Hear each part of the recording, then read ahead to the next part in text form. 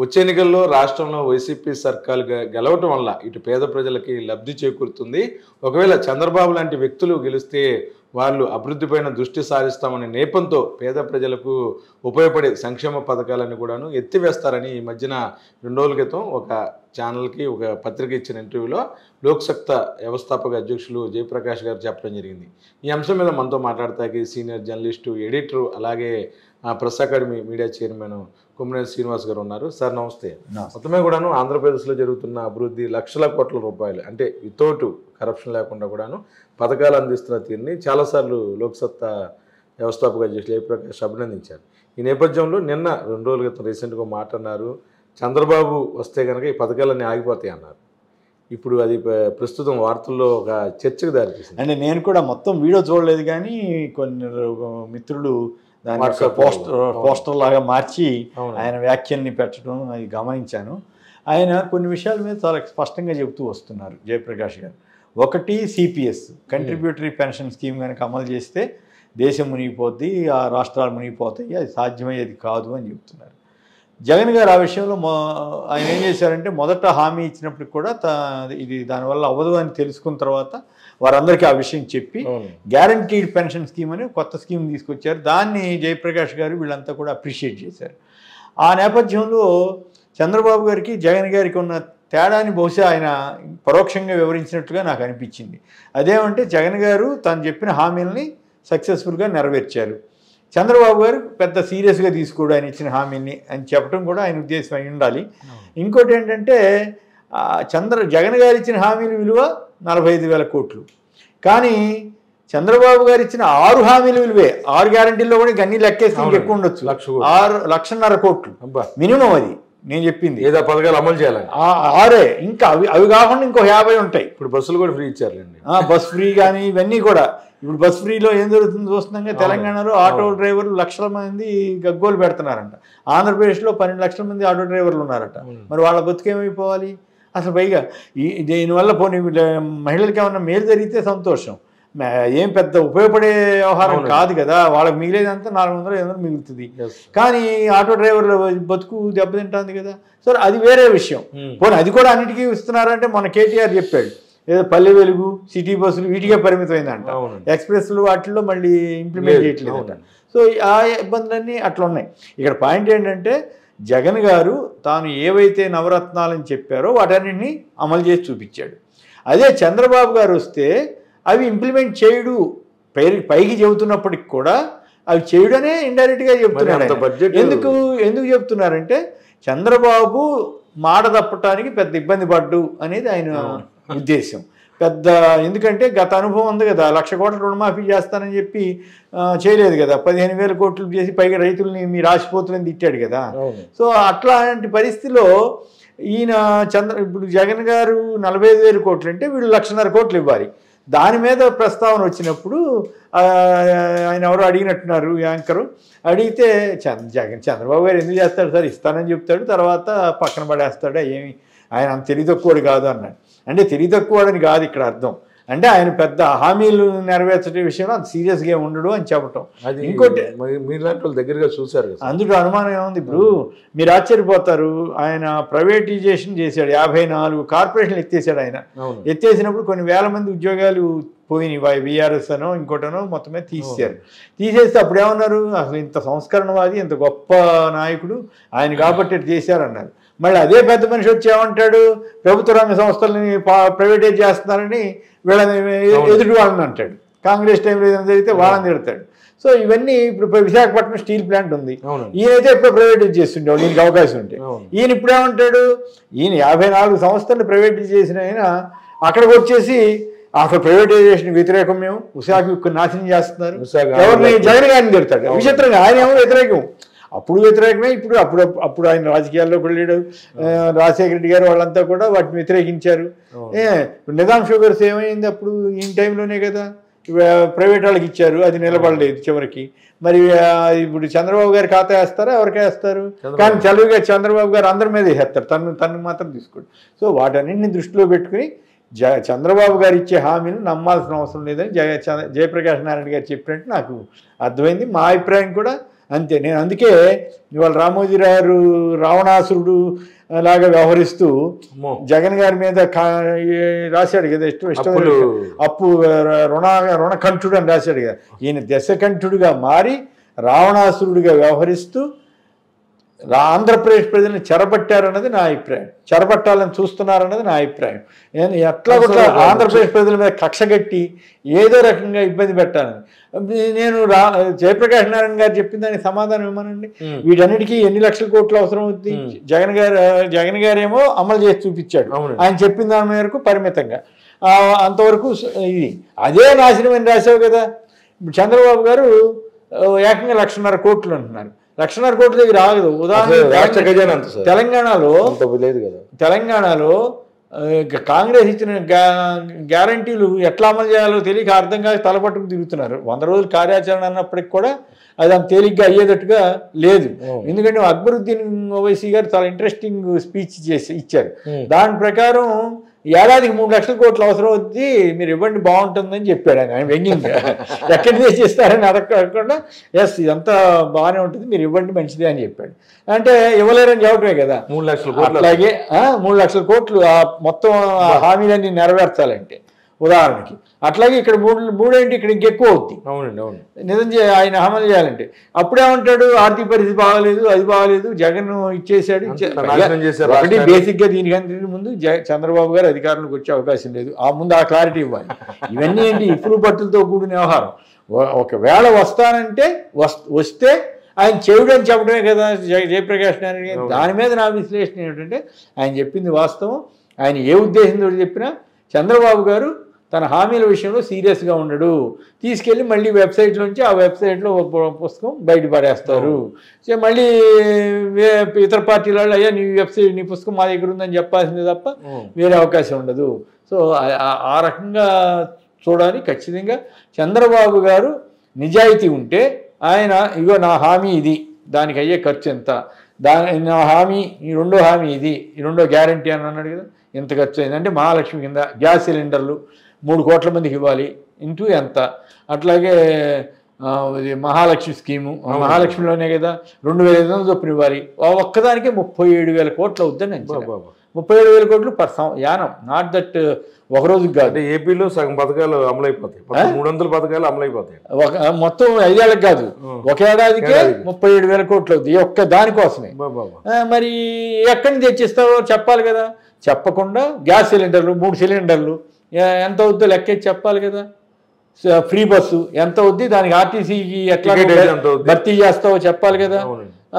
అట్లాగే ఇంకా అనేక స్కీములు అనౌన్స్ చేశాడు కదా. నిరుద్యోగ వృత్తి 4,000 అన్నాడు కదా. మరి కిందసారి ఇవ్వలేదు, మోసం చేశారన్నది వేరే విషయం. కానీ ఇప్పుడు ఎంత ఇస్తారో చెప్పాలి కదా.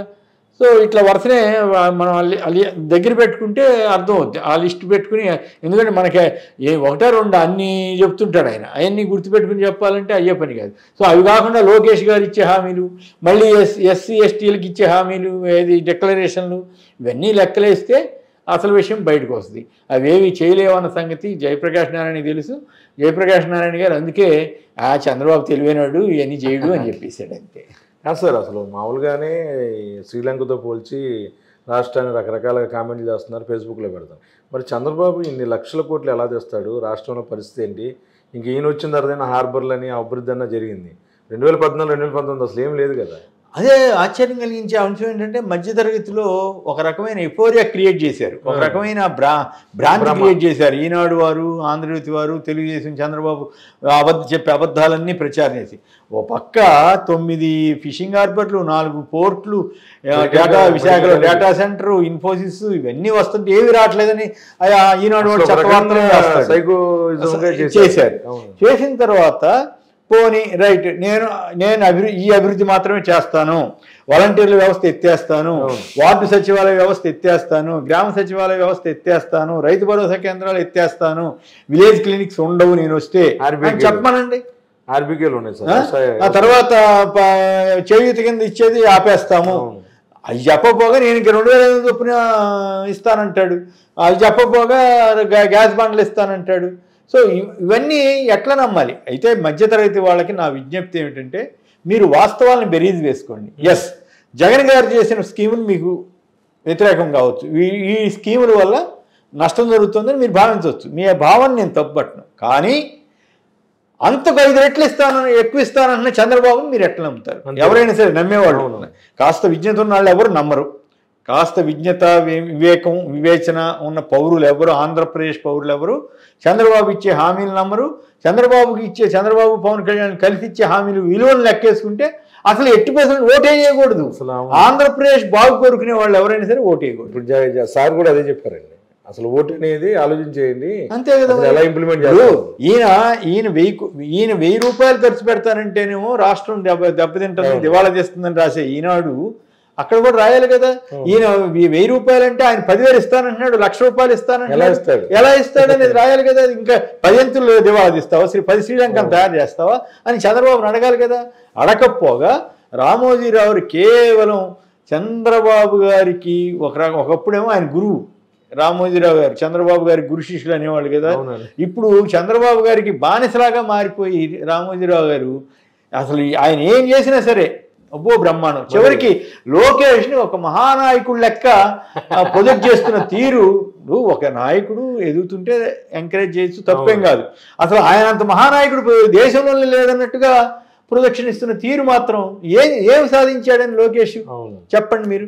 ఏమి ఆయన ఎమ్మెల్సీ ఎట్లా అయ్యాడు? ఇంట్లో వాళ్ళు ఒత్తిడి వల్లే కదా. మంత్రి పదవి ఆయనకి ఏం అర్హత ఉందని ఇచ్చారు? కేవలం చంద్రబాబు గారి కొడుకు అనే కదా. ఆ తర్వాత మంగళగిరి టికెట్ ఇచ్చారు, ఓడిపోయాడు కదా. అయినప్పటికి కూడా అసలు ఆయన అంత గొప్ప నాయకుడు ఇంకెవరు లేరు అన్నట్లు వార్తలు ఇవ్వద్దని నేను అంటలా. కానీ ప్రొజెక్షన్ ఇచ్చే తీరు ఎట్లా ఉందంటే అసలు ఆంధ్రప్రదేశ్ని ఉద్ధరించేది లోకేష్ ఒక్కడే. రేపు ముఖ్యమంత్రి ఇట్లా అధికారం రాదు, వస్తే చంద్రబాబు ముఖ్యమంత్రి అవుతాడని నేను అనుకోవట్లేదు. లోకేష్ అవ్వచ్చు.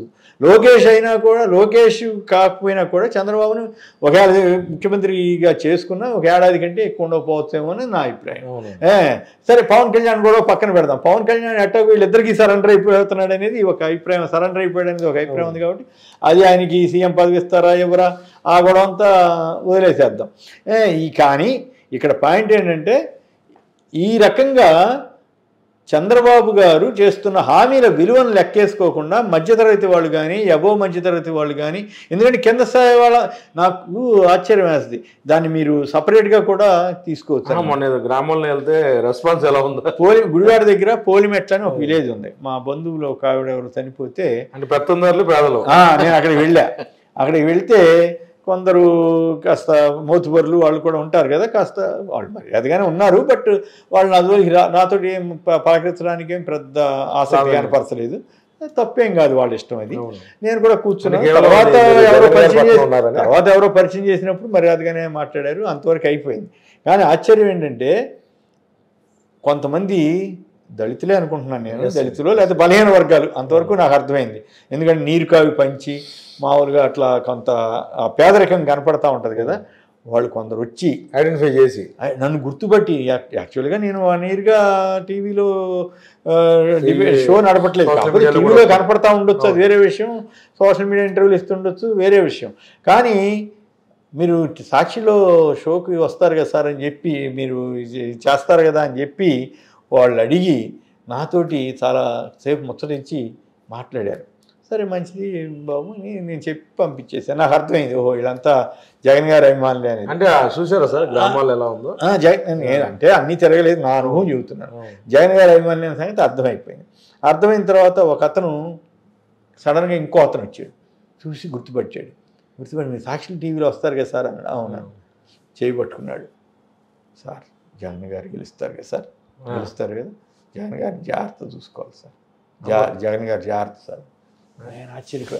అప్పుడు అతని కళ్ళల్లో నాకు ఆ జగన్ గారి పట్ల ఉన్న ఆరాధనాభావం కనిపించింది.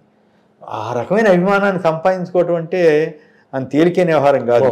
ఒకవేళ జగన్ గారు కనుక ఈ స్కీములు ఆయన చెప్పినట్టు అమలు చేయకుండా ఉన్నట్లయితే వాళ్ళందరికీ వ్యతిరేకం అయ్యేవాడు.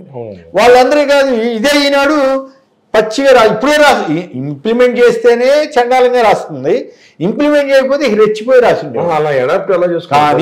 కానీ పేదల్లో ఆ రకమైన భావజాలం నాకు, ఆ రకమైన ఆరాధన భావం నాకు కనిపించింది. ఇది నేను వ్యక్తిగతంగా చూసినటువంటి అనుభవం తప్ప నేనేం అబద్ధం చెప్పాల్సిన అవసరం నాకు లేదు.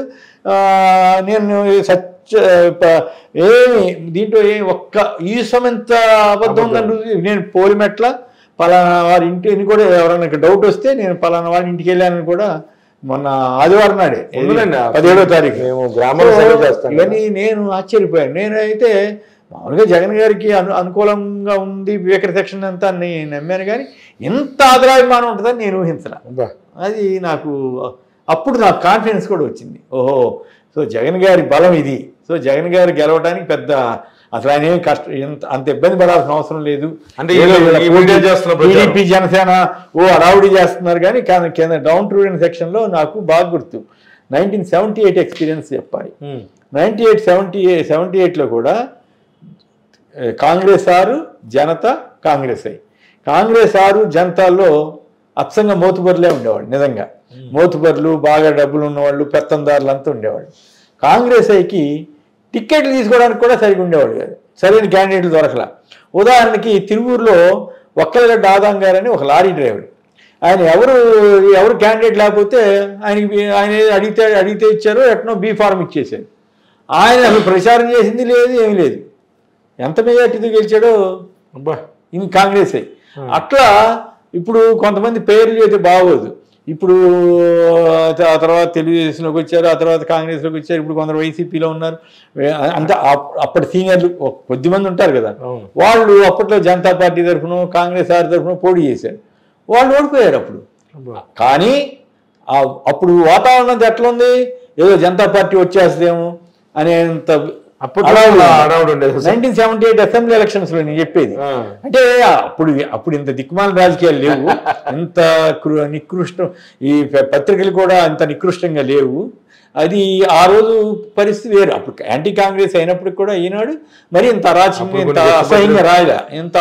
కాంగ్రెస్ వ్యతిరేకంగా రాసి ఉండొచ్చు, కానీ బట్ వాస్తవ పరిస్థితికి దగ్గరగా రాయడానికి ప్రయత్నం జరిగేది, అది వేరే సంగతి. కానీ అప్పుడు జరిగింది ఏమిటి, సెక్షన్స్ మొత్తం ఎస్సీ, ఎస్టీ, బీసీ, మైనారిటీ, ఈ వేకర్ సెక్షన్స్ ప్లస్ అగ్రవర్ణాల్లోని పేదలు మొత్తం ఇందిరాగాంధీ గారికి వేసేసారండి ఓట్లు, ఇందిరా కాంగ్రెస్కి. అసలు చూస్తే రిజల్ట్ వచ్చేసరికి మొత్తం తిరగబడింది. పెత్తందారులంతా ఓడిపోయారు మొత్తం. అసలు గుర్తు ఎవరు పడితే వాళ్ళు గెలిచిపోయారు. ఏది వేవ్ అనమాట. సో అట్లా సైలెంట్ మెజారిటీ అంటారు.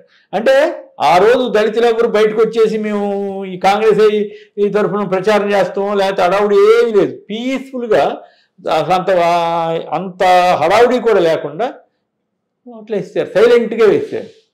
హడావుడి చేసిందేమో జనతా పార్టీ, కాంగ్రెస్ ఓట్లు పడిందేమో కాంగ్రెస్ ఐకి. అంటే ఏమిటి, ఆ రోజు పెత్తందారులు పేదవాళ్ళకి జరిగిన పోటీలో పేదలు గెలిచారు. వాళ్ళు మాట్లాడినంత మాత్రాన ఓట్లు లేవని అనుకోవక్కర్లేదు. ఇప్పుడు సరిగ్గా నాకైతే అదే ఎక్స్పీరియన్స్ అనిపిస్తూ ఉంది వైసీపీకి. ఎట్లా సైలెంట్ మెజారిటీ. ఇప్పుడు రోజు ఈనాడు రామోజీరావు రంకిలేస్తుంటాడు, రాధాకృష్ణ అరుపులు పెడబొబ్బలు పెడుతుంటాడు, ఏదో అయిపోయినట్టుగా, ఏదో ప్రాబ్లమ్స్ ఉన్నాడు, కొందరు రంకిలేస్తుంటారు కదా, అట్లా రంకిలేస్తుంటారు. TV5లో పిచ్చి పిచ్చిగా మాట్లాడుతుంటారు. వాళ్ళందరూ అట్లా అరుస్తూ ఉంటారు. కొంతమంది పెద్ద పెద్ద వాళ్ళందరూ వచ్చి తెలుగుదేశం తరఫున ప్రచారం చేస్తుంటారు. ఇవన్నీ జరుగుతున్నాయి కదా. పవన్ కళ్యాణ్కి అండగా కొంతమంది తయారవుతున్నారు, పెద్ద పెద్దలు తెలుగుదేశం వాళ్ళని వీళ్ళని. లేదు, చంద్రబాబు పవన్ కళ్యాణ్ కలుస్తుండొచ్చు. ఇవన్నీ ఒకటైతే కానీ అసలు పేదలు, ఈ బలహీన వర్గాలంతా ఒకటవుతున్నారు. వాళ్ళు సైలెంట్ మెజారిటీగా ఉంది. అది కనుక అట్లాగే ఎస్టాబ్లిష్ అయిపోతే జగన్ గారిని కొట్టే పరిస్థితి ఉండదు, జగన్ గారిని ఎదిరించే పరిస్థితి ఉండదు. ఆయన గెలుపు తథ్యం అనేది నాకు ఏర్పడిన అభిప్రాయం. Okay sir, thank you. మొత్తమే కూడాను ఆంధ్రప్రదేశ్లో పేద ప్రజలు గెలిచే అవకాశాలు అయితే స్పష్టంగా కనిపిస్తుంది అంటున్నారు కొమ్మినేని. ఏదైతే పేద ప్రజలకు అందుతున్న సంక్షేమ పథకాలు కానీ, ఏదైతే ఆయన కొన్ని ప్రాంతాల్లో పర్యటించినప్పుడు అక్కడ ప్రజలతో మాట్లాడిన సందర్భాలు ఇవన్నీ కూడాను, అక్కడ ఉన్న పరిస్థితులు అంటే గ్రౌండ్ లెవెల్లో ప్రజలతో నేను మాట్లాడాల, ఎస్పెషల్లీ దళిత వేకర్ సెక్షన్స్ వాళ్ళు, వాళ్ళు వచ్చి నన్ను పలకరించి జగన్ గారు జాగ్రత్త సార్ అని చెప్పి, అంటే నన్ను చూడంగానే జగన్ గారు గుర్తుకొచ్చాడు. అంటే వాళ్ళు నన్ను కూడా ఓన్ చేసుకున్నారు జగన్ గారి వల్ల. నన్ను జగన్ గారి పక్కన మీరే పోరాటం చేస్తూ ఉంటారు. పోరాటం కాదు అంటే జగన్ అంటే అలాగే సార్ వాస్తవాలు చెప్పడం క్రెడిబిలిటీ ఆ స్థాయిలో ఉందని చెప్పడానికి అంటే ఎల్లో మీడియా మీద యుద్ధం మీరే కదా చేసేది అందుకని ఖచ్చితంగా వచ్చే ఎన్నికల్లో వైసీపీ సర్కార్ గెలిచే అవకాశాలు అయితే చాలా స్పష్టంగా ఉంటుంది. ఏదైతే జయప్రకాష్ గారు చెప్పిన అభిప్రాయాలు ఏదైతే టీడీపీ అమలు చేస్తా ఉంటున్న అంకెల గారడి ప్రజలెవరు కూడా విశ్వసించట్లేదు అంటున్నారు కొమ్మినేని. వీడియో జర్నలిస్ట్ విజయకృష్ణ కలిసి ఐడ్రీమ్ కోసం అబ్దుల్ అలీ విజయవాడ.